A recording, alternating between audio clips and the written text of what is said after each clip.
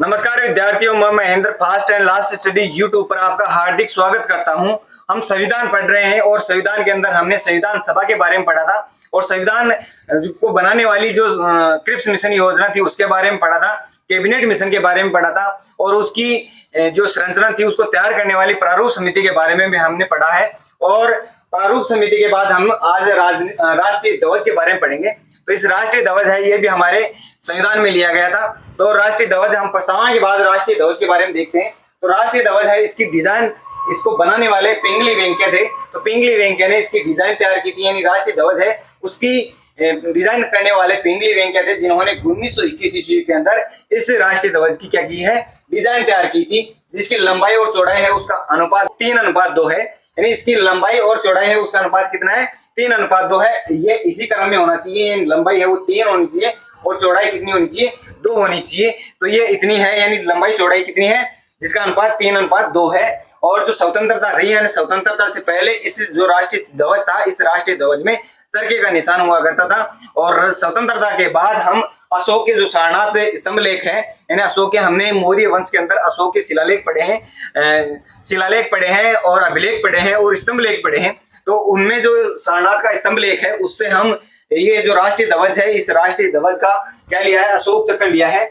जो अशोक चक्र है वो ब्लू नेवी रंग का है, यानी अशोक चक्र है उसके अंदर कुल 32 तीलियां हैं, जबकि हमारे राष्ट्रीय ध्वज है उसके अंदर 24 तीलियां हैं। वो 24 की 24 जो तीलियां हैं, वो हर जो तीली है वो 15 डिग्री का क्या बनाती है, कोण बनाती है, जिसकी क्या है, 24 तीलियां है, जिसकी प्रत्येक तीली क्या बना रही है, 15 डिग्री का कोण बना रही है।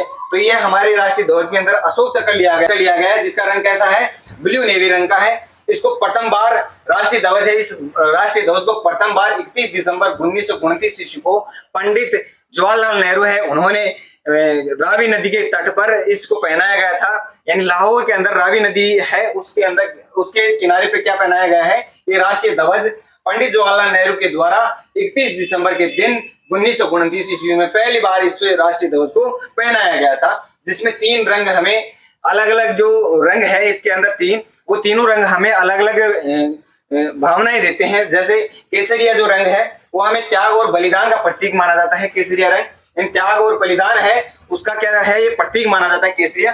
दूसरा है सफेद, जो हमें हमारे भारतीय जो संस्कृति है, भारत के लोग हैं उनकी शांति के लिए, यानी जो सफेद रंग है वो शांति का प्रतीक है।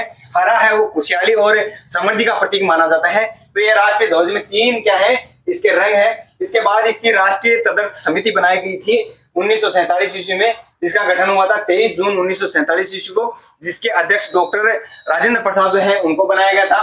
तो राष्ट्रीय तदर्थ समिति के अध्यक्ष कौन हो गए, डॉक्टर राजेंद्र प्रसाद। यानी ये डायरेक्ट क्वेश्चन आएगा कि राष्ट्रीय तदर्थ समिति के अध्यक्ष कौन थे, तो डॉक्टर राजेंद्र प्रसाद आपको बताना है। संविधान सभा है, इसने इसको कब स्वीकार किया है, तो 22 जुलाई 1947 ईस्वी को इसको स्वीकार किया है। यानी इसको संविधान सभा में क्या संविधान था, उस संविधान में क्या मिल गई है, जगह मिल गई थी। यानी 22 जुलाई 1947 ईस्वी को हमारे राष्ट्रीय ध्वज को क्या कर लिया था, संविधान सभा के द्वारा संविधान में सम्मिलित कर लिया गया था। वाजपेयी जब सरकार आई 2002 के अंदर, उसने ध्वज संहिता के तहत, यानी ध्वज संहिता है उसके तहत प्रत्येक निजी घर, यानी प्रत्येक घर के ऊपर हमारा राष्ट्रीय ध्वज लगा सकते हैं, ऐसा इन्होंने ध्वज संहिता के तहत 2002 में, यानी वाजपेयी सरकार 2002 में थी, उसके तहत ध्वज संहिता थी। उस ध्वज संहिता के तहत प्रत्येक नागरिक को अपने निजी आवास पर पहनाने का क्या दे दिया था, आदेश दे दिया था। उन्होंने कह दिया था कि आप अपने निजी स्थान पर भी क्या लगा सकते हैं, राष्ट्रीय ध्वज को लगा सकते हैं, और उसकी लिमिट बताई गई थी। हम आगे देखते हैं राष्ट्रीय गान के बारे में। यानी राष्ट्रीय गान है वो भी हमारे संविधान के अंदर लिया गया है। तो इस राष्ट्रीय गान के रचयिता रविंद्रनाथ टैगोर थे। रविंद्रनाथ टैगोर ने इस राष्ट्रीय गीत की क्या की है, रचना की थी। इनका एक साहित्य है गीतांजलि, यानी गीतांजलि है वो भारत का साहित्यिक है, प्रथम साहित्य है जिसको नोबेल पुरस्कार मिला था 1913 ईस्वी के अंदर। तो 1913 ईस्वी के अंदर क्या मिला है, रविंद्रनाथ टैगोर की गीतांजलि है, उस गीतांजलि को साहित्य को क्या मिला है, 1913 ईस्वी में नोबेल पुरस्कार मिला है। नोबेलों के बारे में हम आगे पढ़ेंगे। तो नोबेल है वो 6 क्षेत्रों में दिए जाते हैं। तो 6 क्षेत्रों में क्या दिए जाते हैं, नोबेल पुरस्कार, जिसमें हमारे भारतीय साहित्य है, यानी प्रथम ऐसा साहित्य है जिसमें क्या दिया गया है, नोबेल पुरस्कार 1913 ईस्वी में गीतांजलि को दिया गया है, जो किसकी रचना है, रविंद्रनाथ टैगोर की रचना है। इस राष्ट्रीय गान है उसको प्रथम बार 27 दिसंबर 1911 ईस्वी में कलकत्ता अधिवेशन में गाया गया था। यानी 27 दिसंबर का दिन था 1911, कलकत्ता के अंदर इसको गाया गया था। यानी 1911 वो सन है जिसमें हमारी राजधानी दिल्ली से कहाँ हो गई थी ट्रांसफर, नई दिल्ली हो गई थी, यानी कलकत्ता से कहाँ हो गई थी, नई दिल्ली। यानी 1911 ईस्वी के अंदर कलकत्ता में एक घोषणा हो गई थी कि आगे जो हमारी राजधानी होगी, भारत की राजधानी होगी, वो कौन सी होगी, नई दिल्ली होगी। और 1912 के अंदर क्या बनी थी, हमारी राजधानी नई दिल्ली बन गई थी। इसी प्रकार इसमें क्या है कि इस जो राष्ट्रीय गान है इसका प्रकाशन 1912 में होता है। तो इसमें राष्ट्रीय गान का प्रकाशन कब हो रहा है, 1912 में हो रहा है। इस राष्ट्रीय गान को अंग्रेजी में लिखने वाले भी यही थे, यानी रविंद्रनाथ टैगोर है, उन्होंने ही अंग्रेजी में भी इस राष्ट्रीय गान को लिखा था मॉर्निंग सॉन्ग ऑफ इंडिया के नाम से। यानी मॉर्निंग सॉन्ग ऑफ इंडिया है, उसके नाम से किसने लिखा है, रविंद्रनाथ टैगोर ने इसको लिखा है, जिसका शीर्षक भारत विधाता माना जाता है। यानी भारत विधाता क्या है, इसका शीर्षक माना जाता है। इस राष्ट्रीय गीत है, इसके अंदर कुल पंक्तियां 13 है और इसका गाने का समय 48 से लेकर 52 सेकंड तक का है। और इसको अगर इमरजेंसी पड़ जाए या हम आपातकाल के समय इसको 20 सेकंड में गा सकते हैं, ऐसा इसके अंदर क्या है, प्रावधान है। संविधान सभा के द्वारा इसको 24 जनवरी 1950 ईस्वी को अपनाया गया था। यानी 24 जनवरी 1950 ईस्वी को अपनाया गया था। 26 जनवरी 1950 ईस्वी को हमारा संविधान लागू होगा। उससे 2 दिन पहले इसको क्या किया गया है, संविधान सभा है उसने स्वीकार कर लिया था कि हमारे संविधान के अंदर एक राष्ट्रीय गान भी होना चाहिए, हमारे संविधान में राष्ट्रीय ध्वज भी होना चाहिए और हमारे संविधान में क्या होना चाहिए, राष्ट्रीय गीत भी होना चाहिए। अब बात करेंगे राष्ट्रीय गीत के बारे में। तो राष्ट्रीय गीत के रचयिता बंकिम चंद्र चटर्जी को माना जाता है। इनका एक आनंद मठ, यानी इनका एक क्या है, उपन्यास है आनंद मठ। यानी कि आनंद मठ है, उससे हमारा राष्ट्रीय गीत लिया गया है बंकिम चंद्र चटर्जी के द्वारा।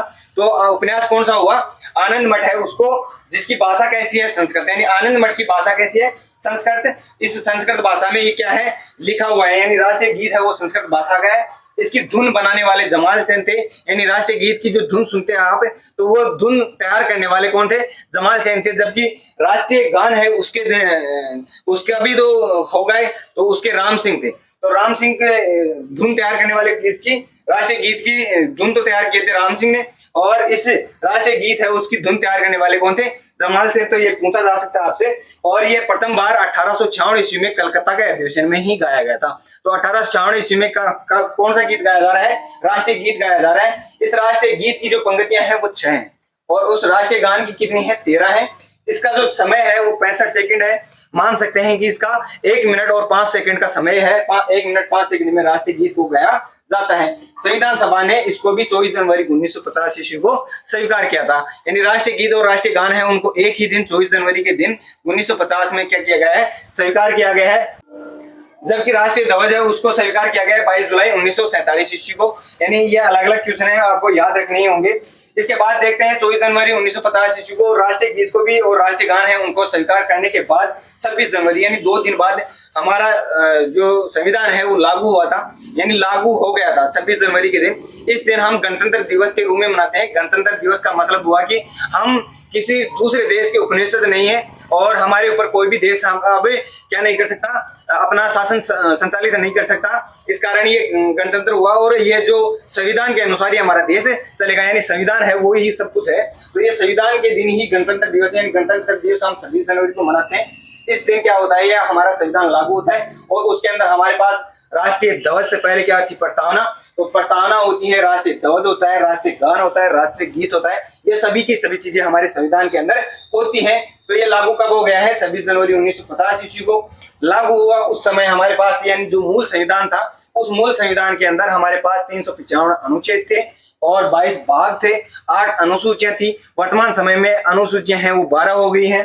तो 12 अनुसूचियां वर्तमान समय में है।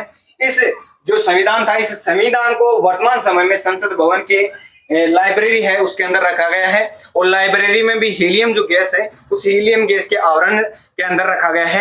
तो आज की क्लास से समझ में आई होगी, कम समय में ज्यादा चीजें आपको मिल रही हैं। ऐसे मत समझिए कि बोर्ड भरा हुआ है तो बोर्ड से मतलब नहीं है, आपको पढ़ाई से मतलब है तो पढ़ाई से मतलब रखिए।